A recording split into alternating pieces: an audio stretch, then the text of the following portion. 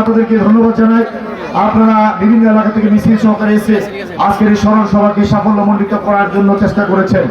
প্রিয় উপস্থিতি, আজকে অত্যন্ত দুঃখ এবং পরাক্রান্ত হৃদয়ে আমরা স্মরণ করছি আমাদের সেই দুইজন সহকর্মী যারা 31শে অক্টোবর 2023 সরস্বতী বাস স্ট্যান্ডে আমাদের অত্যন্ত সাহসী দুজন সহকর্মী বিল্লাল এবং রেফায়েত পুলিশের গুলিতে অতর্কিতে এই রাজপথে গুলিবিদ্ধ হয়ে রক্তাক্ত হয়ে নিহত হয়। আমরা তাদের রুহের মাগফিরাত কামনা করি, আল্লাহ যেন তাদের জান্নাতবাসী করেন। আমরা এমনিভাবে কুলিয়াচরের রাজপথে আমরা হারিয়েছি সেই 2013 সালের 28শে অক্টোবর যুবদলের সদস্য আগরপুর বাস স্ট্যান্ডে হাসান আলীকে আমরা হারিয়েছি। আমরা একই দিনে ভৈরবের বাস স্ট্যান্ডে 31শে অক্টোবর 2023-এ আমরা আশিককে হারিয়েছি, পৌর বিএনপি সদস্য সভাপতি। তাদের একটাই উদ্দেশ্য ছিল এদেশের মানুষের হারিয়ে যাওয়া গণতন্ত্র ফিরে পাওয়া। এদেশে তাদের একটাই উদ্দেশ্য ছিল তাদের এই যে ভোটের অধিকার, বাংলাদেশের মানুষের সেই অধিকারকে ফিরে পাওয়া। আজকে আমরা সবাই রাজপথে আন্দোলন করছি, সংগ্রাম করেছি, আমরা মামলার অধিকারী হয়েছি। আজকে আমরা বিল্লালের পরিবার, এই রেফায়েতের পরিবারকে আমরা কি দিতে পারবো? আমরা কিছুই দিতে পারবো না। আমরা সান্ত্বনা ছাড়া, হাত বুলানো ছাড়া আমরা তাদেরকে আর ফিরে পাবো না। এরকম ভাবে অসংখ্য এই মায়ের বুক খালি হয়েছে গত 17 বছর। আজকে আপনারা জানেন গুম হয়েছে ইলিয়াসের চৌধুরী আলম সহ হাজার হাজার নেতাকর্মী গুম হয়েছে। আজকে জুলাই আগস্টের এই আন্দোলনে 2000-এর মতো ছাত্র জনতা, সাধারণ মানুষ, রাজনৈতিক নেতাকর্মী নিহত হয়েছে। গত 17 বছর হাজার হাজার জাতীয়তাবাদী দল সহ বিভিন্ন অঙ্গ সহযোগী সংগঠনে আমাদের সহকর্মীকে আমরা হারিয়েছি। আমাদের কি অপরাধ ছিল? আমাদের অপরাধ ছিল আমরা মানুষের ভোটের অধিকার ফিরিয়ে দেওয়ার জন্য রাজপথে আন্দোলন করেছি। আমরা বিএনপির ভারপ্রাপ্ত চেয়ারম্যান জনাব তারেক রহমান সাহেবের নেতৃত্বে, তার নির্দেশে আমরা রাজপথে আন্দোলন করেছি। আমরা কখনোই বলিনি আমরা এমপি হবো, আমরা মন্ত্রী হবো, কোনো দলকে ক্ষমতায় নেওয়ার জন্য আমরা রাজপথে এসেছি। আমরা সবসময় আন্দোলন করছি মানুষের অধিকার আদায়ের জন্য। বাংলাদেশের মানুষের যখন নেতৃত্ব শূন্য ছিল, যখন বাঘা বাঘা নেতা ইন্ডিয়ার বিভিন্ন 5-স্টার হোটেলে বসে বসে কর্ম খেত, সাহস হতো না পাকিস্তানি বাহিনীদের বিরুদ্ধে ওই স্বাধীনতা ঘোষণা করার, তখন ওই সামনে তাদের বাসায় অখ্যাত মেজর জিয়াউর রহমান সাহেব সাহস করে স্বাধীনতা ঘোষণা করেছিলেন। আর সেই জিয়াউর রহমান শুধু স্বাধীনতা ঘোষণা করে ক্ষান্ত হন নাই, উনি যুদ্ধ করেছেন, উনি নিজে রাজপথে সংগ্রাম করেছেন, উনি অস্ত্র হাতে যুদ্ধ করেছেন, উনি পরবর্তীতে দেশ গঠনে 3.5 বছর দেশের মানুষকে সেবা করেছেন রাষ্ট্রপতি হিসেবে। তার সময়কে দেশের সবচেয়ে স্বর্ণযুগ বলা হয়। ওই সময় দেশের প্রয়োজনে শহীদ রাষ্ট্রপতি জিয়াউর রহমান এক সময় ওই আততায়ীদের গুলিতে নিহত হয়েছে দেশের জনপ্রিয় নেতৃবৃন্দ। আপনারা জানেন, শুধু তাই নয়, তার সহধর্মিণী দেশনেত্রী বেগম খালেদা জিয়া একজন গৃহিণী হয়ে উনি এই স্বৈরাচারকে বিদায় করার জন্য রাজপথে 9 বছর আন্দোলন করে স্বৈরাচারকে বিদায় করে এদেশের মানুষের ভোটের অধিকার ফিরিয়ে দিয়েছিলেন, এদেশের মানুষের গণতন্ত্র ফিরিয়ে দিয়েছিলেন। পরবর্তী সময়ে উনি কতবার জেল খেটেছেন, তার উপর কি অত্যাচার জুলুম নির্যাতন হয়েছে। 1/11 কুশলীরা বেগম খালেদা জিয়াকে কারাগারে চিরকুট পাঠিয়েছিল আমবুশ করার জন্য। উনি ওনার সন্তান, ওনার 2 ছেলের কথা চিন্তা না করে এদেশের মানুষের কথা ভেবে উনি আপোষ করেন নাই, কারাগারে আপোষ করেন নাই। উনি কারাগার বেছে নিয়েছেন, উনি নিজে কারাবরণ করেছেন, ওনার এক সন্তানকে হারিয়েছেন, আরেক সন্তান আজকে হাজার হাজার মাইল দূরে নির্বাসনে দিনাতিপাত করছেন। প্রিয় নেতৃবৃন্দ, শুধুমাত্র একটাই কারণ, দেশটিতে বেগম খালেদা জিয়া মানুষকে ভালোবাসেন, ওই দেশের মানুষের গণতন্ত্রের জন্য, ভোটের অধিকারের জন্য উনি আন্দোলন করেছেন, সংগ্রাম করেছেন, জেল খেটেছেন, উনি আপোষ করেন নাই। 9 বছর যেভাবে সংগ্রাম করেছেন, স্বৈরাচার এই 1/11-এর 2 বছর যেভাবে কষ্ট করেছেন, ওই শেখ হাসিনার 17 বছর উনি কখনো জেলখানায়, কখনো গৃহবন্দী, কখনো বিভিন্ন কারাগারে উনি বিনা চিকিৎসা মৃত্যুর সঙ্গে আজকে পাঞ্জা উঠছে। এর একটা মাত্র কারণ, বিএনপি জন্মের রাজনীতি করে। আমরা সেই দলের কর্মী, যে দলের নেতা স্বাধীনতা ঘোষণা করেছেন, যে দলের নেতা এদেশে যুদ্ধ করেছেন নিচে, যে দলের নেতা এদেশে স্বর্ণযুগ হয় 3.5 বছর দেশের মানুষের জন্য কাজ করেছে। আমরা সেই দলের রাজনীতি করি, যেই দল 9 বছর স্বৈরাচারকে হটানোর জন্য, এরশাদকে হটানোর জন্য বেগম খালেদা জিয়া রাজপথে সংগ্রাম করেছেন, জেল খেটেছেন।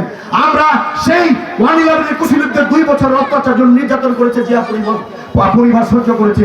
আজকে সেই নেত্রী এখনো কারাগারে 17 বছর যাবৎ এই শেখ হাসিনা তার প্রতিহিংসার ছাল মিটিয়েছে। বেগম খালেদা জিয়াকে অসুস্থ করে কারাগারে রেখে, জিয়া পরিবারকে অবরুদ্ধ রেখে, বাংলাদেশকে অবরুদ্ধ করে রেখেছে। আজকে আমরা বলতে চাই, শেখ হাসিনা, আল্লাহ একজন আছে, আপনি একদিনের জন্য চিন্তা করেন না ক্ষমতা শেষ প্রান্তে কোনো না কোনো দিন ক্ষমতা ছাড়তে হবে। আপনি কত মায়ের বুক খালি করেছেন, আপনি বিল্লালের বাবা মায়ের বুক খালি করেছেন, আপনি রেফায়েতের বাবা মায়ের বুক খালি করেছেন, আপনি হাসিনের বাবা মায়ের বুক খালি করেছেন, আপনি আশিকের পরিবারকে আজকে তাদেরকে পরিবার শূন্য করেছেন, আজকে কুলিয়াচরের সর্বস্তর মানুষের হৃদয়ে কষ্ট দিয়েছেন, আজকে আমাদেরকে হাজার হাজার মামলা দিয়ে কারাগারে রেখেছেন, রাজপথে আমাদেরকে অত্যাচার করেছেন, জুলুম করেছেন, নির্যাতন করেছেন। আমরা পরিবার ছেড়ে, পরিবার ছেড়ে, সংসার ছেড়ে, মাইলের পর মাল, খেতের পায়, খেতের পরে আইনে লাইনে রাতে নীল অন্ধকারে বিভিন্ন জায়গায় আমরা ঘুমিয়েছি। আমাদের কি অপরাধ ছিল? আজকে আপনি একবার ভেবে দেখুন, আজকে আপনি কোথায় আর বেগম খালেদা জিয়া কোথায়? আজকে তাই ক্ষমতার দ্বন্দ্ব এদেশের মানুষ তেমনি মেনে নেয়নি, ইতিহাস কাউকে ক্ষমা করে নাই। কোন স্বৈরাচারী করে ইতিহাসের কোন প্রমাণ নেই যে তারা টিকতে পেরেছে বেশি দিন। আজকে তাই বলতে চাই, আমার এই কুলিয়াচরের সর্বস্তরের সাধারণ মানুষ যারা আছেন, আপনারা অনেক কষ্ট করেছেন, আমার ডাকে সারা দিয়ে রাজপথে মিছিল করেছেন, আন্দোলন করেছেন, সংগ্রাম করেছেন। আজকের এই মিছিলে, আজকের এই প্রোগ্রামে আপনারা বিভিন্ন এলাকায় কষ্ট করে আজকে মিছিলে আজকে এখানে অংশগ্রহণ করেছেন। আমি আপনাদের সংগ্রামে অভিনন্দন জানাই। আমি একজন নগণ্য রাজনৈতিক কর্মী, আমাকে আজকে স্বপ্ন দেখিয়েছেন, আজকে আপনারা আমাকে অনেক বড় বানিয়েছেন, আমাকে জেলা বিএনপির সভাপতি করেছেন, আমাকে কেন্দ্রীয় বিএনপির সাংগঠনিক সম্পাদক করেছেন, আমার মা 3 বারের প্রধানমন্ত্রী বেগম খালেদা জিয়া আমাকে সন্তানের মতো আদর করেন, আমার নেতা বিএনপির ভারপ্রাপ্ত চেয়ারম্যান জনাব তারেক রহমান সাহেব ছোট ভাইয়ের মতো আমাকে স্নেহ করেন। আজকে আপনাদের দোয়ার বরকতে আজকে ভৈরব, কুলিয়াচর তথা কিশোরগঞ্জ সহ সারা ময়মনসিংহ ডিভিশনকে আমরা জাতীয় পতাকা তুলে উজ্জীবিত করে ঐক্যবদ্ধভাবে স্বৈরাচার, আপনারা আমার ট্যাক্সের টাকা একটি নেতা আমরা শুনি নাই আজকে প্রতিটি স্বৈরাচারের জাতির সামনে টেলিফোনে হোক, ফেসবুকে হোক, অনলাইনে হোক, একবার একটু ক্ষমা বা একটু দুঃখ প্রকাশ করতে। কত বড় স্পর্ধা! এদেশের টাকা পয়সা লুট করে দিয়ে বেগম করা বানিয়েছে, এদেশের টাকার পাহাড় বানিয়েছে। আজকে তারা আবার বড় বড় কথা বলে, আবার বাংলাদেশে ঘাটতি মেরে তারা মাথা চাড়া দিয়ে উঠতে চায়। সজাগ থাকবেন, ওর সমস্ত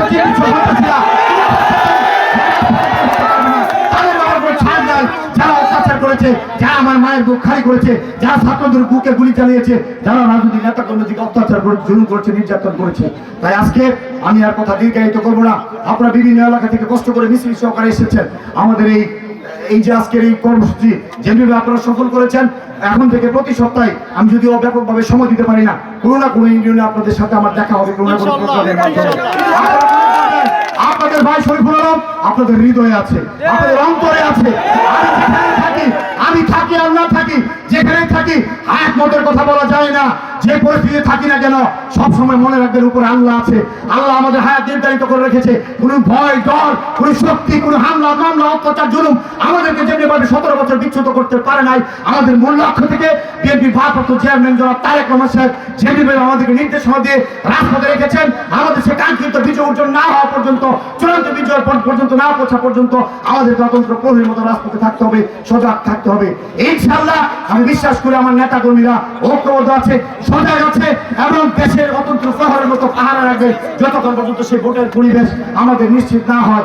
এখানে আজকে এই যে রেফায়েতের একটি ছোট্ট বাচ্চা আমরা দেখতে পাচ্ছি, তার দাদার কোলে এমনি ভাবে অসংখ্য রেফায়েত বিল্লারা তার আগামী প্রজন্ম রেখে গেছে। আমরা জানি না তাদের কি ভাষায় আমরা বলবো, আমরা জানি না তাদেরকে কি সান্ত্বনা দিব। আমাদের অপরাধ, আমরা জনগণের কথা দিয়ে আমরা রাজপথে গেছি। আমাদের অপরাধ, আমরা ভোটের কথা বলেছি। আমাদের অপরাধ, আমরা গণতন্ত্রের কথা বলেছি। আমরা বলেছি আমার অধিকারটুকু ফিরিয়ে দেন। আমরা বলেছি আমার 5 বছরের যে আমার মৌলিক অধিকার সেটা আমরা ফেরত পেতে চাই। রাজপথে নামলে গুলি, রাজপথে নামলে হামলা, পা ভেঙে দিয়েছে, মাথা ফেটেছে, কত একটা জুলুম করেছে। আমি এই বিচার জনগণের কাছে দিতে চাই। আর যারা এই কাজটা করেছেন আইনের মাধ্যমে অবশ্যই তাদের বিচার হবে, আপনারা নিশ্চিত থাকুন। দিতে চাই আমরা এই কুলিয়াচরের মানুষ, নিরীহ মানুষ, আমাদের উপর কেন 17 বছর এত মামলা, কেন অত্যাচার, কেন আমার সহকর্মী সহযোগী যারা বাড়িতে ঘুমাতে পারে নাই, কেন রাতের পর রাত দিনের পর দিন আইনের লেখা কামড়ে ঘুমাতে হয়েছে, কেন আলেম ওলামারা ঘর ছাড়া হয়েছে, কেন তার প্রতিষ্ঠানে যেতে পারে নাই, এই জবাব আপনারা দিবেন আগামী দিনে। আপনাদের দিন আসতেছে ইনশাআল্লাহ। আজকে আমি ৬০০ ইউনিয়ন বিএনপি সহ সকল অঙ্গ নেতা কর্মী সহ যারা এটার আয়োজন করেছেন সবাইকে ধন্যবাদ আপনার সুন্দর আয়োজন করার জন্য। এই কথা বলে আমার বক্তব্য শেষ। আল্লাহ হাফেজ।